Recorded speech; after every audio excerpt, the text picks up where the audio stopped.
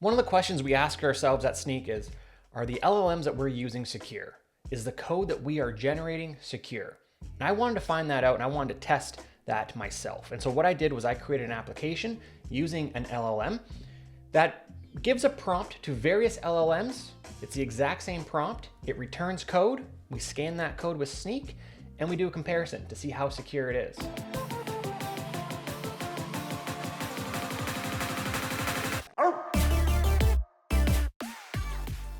For example, I ran this with Mistral and it returned code, and we can view that code here. And you'll see that there's a vulnerability that Snyk has highlighted. And of course, it's the eval statement. And we can click on the Snyk report to get a result here, giving just a little bit of information. I did this for various LLMs, and what we're gonna do today is try to recreate this on a little bit of a smaller scale. I do have this set up through GitHub Actions to run every day, once a day. I don't run it any more often than that because of rate limits. But what I am using is OpenRouter. So you can create an account with OpenRouter if you don't have one.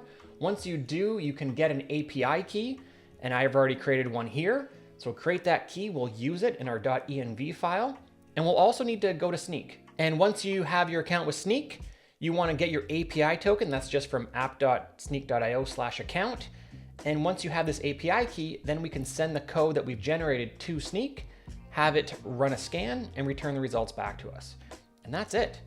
And the other thing that we'll need is an IDE.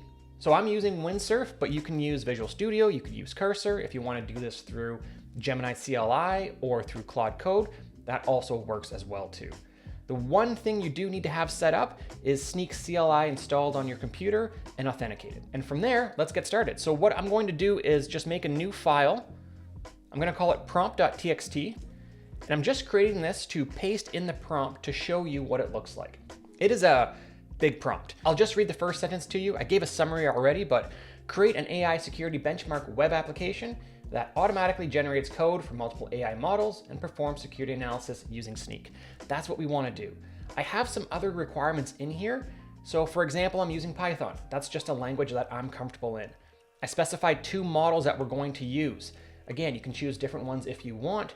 I have a little bit of other information here on retention policies and what exactly I want it to do.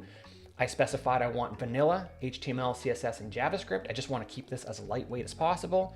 And I gave an example layout of what this should look like. So I'm going to copy and paste this again into the chat on the right-hand side. There are lots of options using Windsurf. I'm going to select Opus 4.5. Personally, just lately, I guess, I found that this one is getting the best results. I've tried this with many different ones, but test it out, use different ones, whatever you want to do. So I'm going to paste this into here, and I'm going to delete this text file before we begin, just so we can start fresh. And once I hit enter, this is going to take a few minutes to run. It's doing lots of work. It's going to ask me a couple of times if I want to run a certain command. That's mostly the make directory command, because we're going to have some folders. But I'm going to let this run, and we'll come back in a second. Okay, the AI has created a bunch of folders and files, which is great. It's asking us to confirm one thing. So it wants to run pip install-r requirements.txt. That's our requirements.txt file here, and it just wants to install it. So I'm gonna hit run, and it's gonna ask me to create a virtual environment, which I'm gonna also do. So I'm just gonna accept all these changes. I'll run this command. It'll ask me here to create an environment, which I will do. I'm just gonna select the latest version of Python that I have on my computer. I'm gonna check off the requirements.txt, which is what we specified. I'm gonna hit OK. Now this is gonna create the virtual environment. So it's really just isolating this application into its own environment, which is what we want. And once that's done, it's gonna ask me to run the application. And so I'm gonna hit yes, and then we'll open the app in a new tab. And here is our application. It looks very similar to the one that we did before.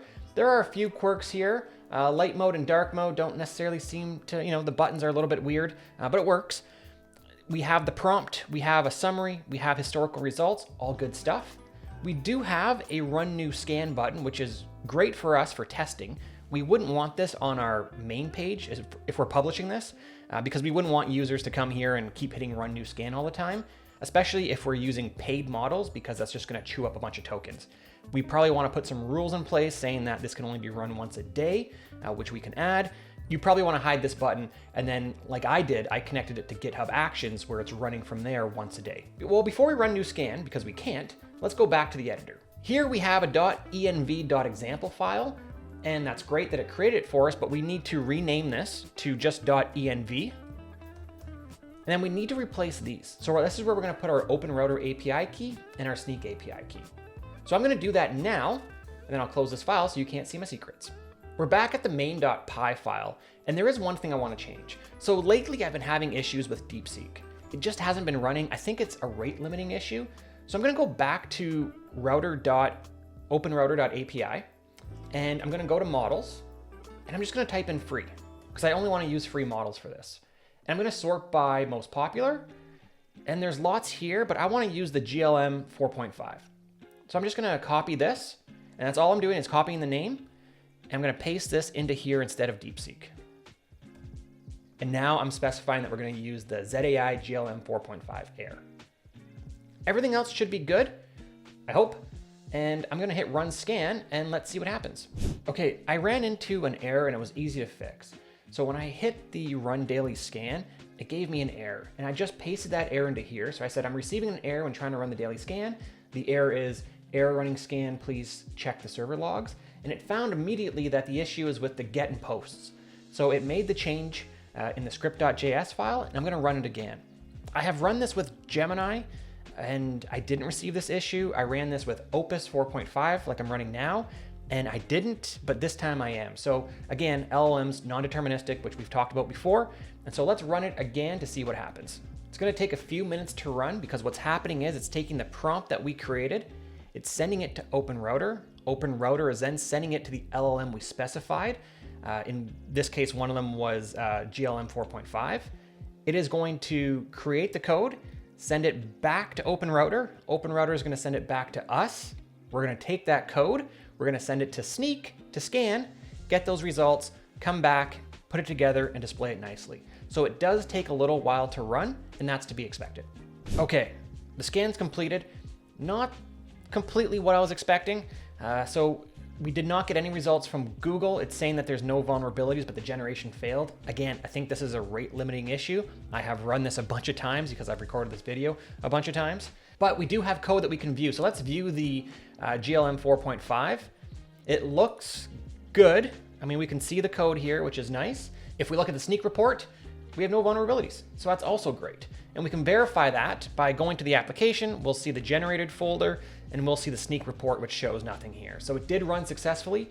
We do know that. We just didn't receive any errors, which is great. That's great news. Now let's maybe try a modification here. Let's get crazy. I'm gonna type in free model again. I wanna go to the most popular. I am going to select this Trinity large. I'll go back to the main. I'm just gonna replace the Google one because that one didn't give us the best results or give us any results. I am going to now ask the AI if there is already a generated file and scan for an LLM, skip it, and I just skip it. Because I want to run this again, I want to run a new daily scan, but I don't want to rerun the GLM 4.5 because I'm going to hit rate limiting. I just want to skip that. And so ideally what will happen is the AI will notice, oh, we already have something for that. We'll skip it, but we don't have one for the Trinity. Let's run that one. So the perform daily scan skips the model that already has both generated code and Snyk report. Okay, so we're gonna accept the changes in the main file. We're just gonna kill the application and reopen it. And now let's go back to our application. Well, we'll run it again and we'll refresh it and see what we get. I am going to do a modification here. So under the scans, I am just going to remove the Google one. And I'm gonna remove it from the summary as well too, just because there's nothing there. Okay, we'll go back here. I'm just gonna refresh the page. Again, we're gonna show nothing, and let me run a new scan, and we'll be back in a second. Okay, the scan's complete, and we have insecure code. Here it is here, the Trinity large, so we can look at the vulnerabilities. First, let's look at the Snyk report. We have a code injection, and I'm gonna guess this is the eval function, which I showed before. And here, we can see on line 11, the eval. It's not showing the other LLM that we scanned. Clearly there's something weird going on in the back end. We'll have to chat with the AI back and forth to fix it.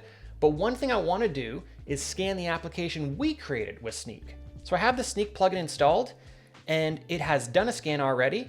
So there's no open source security vulnerabilities, which is great, but we do have some vulnerabilities in our code. So script.js has a few DOM-based cross-site scripting attacks. So this is something that we'd want to look at and that we'd want to fix. So the AI generated secure code when we prompted it, but in this case, it didn't generate secure code. It's hit or miss.